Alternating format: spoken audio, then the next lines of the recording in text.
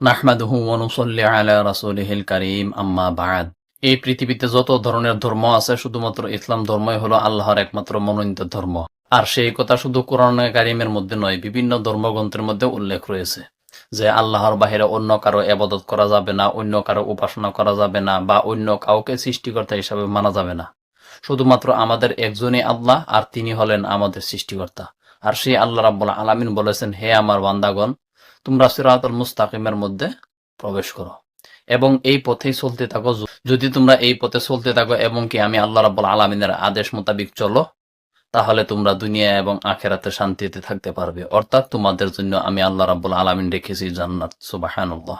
আর সেটি আমার কথা নয়, আল্লাহ রাব্বুল আলামিন কোরআনুল কারীমের 6 নং সূরা আনআমের 153 নং আয়াতের মধ্যে উল্লেখ করেছেন। তাই প্রিয় মুসলিম ভাই এবং বোন, আসুন আমরা সবাই মিলে ইসলাম ধর্মের ভিতরে পরিপূর্ণভাবে ঢুকে যাই এবং কি আল্লাহ রাব্বুল আলামিনের আদেশ মোতাবেক চলি, যাতে আমরা দুনিয়া এবং আখেরাতে কামিয়াব হতে পারি। আল্লাহ রাব্বুল আলামিন আমাদের সবাইকে দুনিয়া এবং আখেরাতে কামিয়াব হবার জন্য তৌফিক দান করুন। আসসালামু আলাইকুম ওয়া রাহমাতুল্লাহি ওয়া বারাকাতুহু।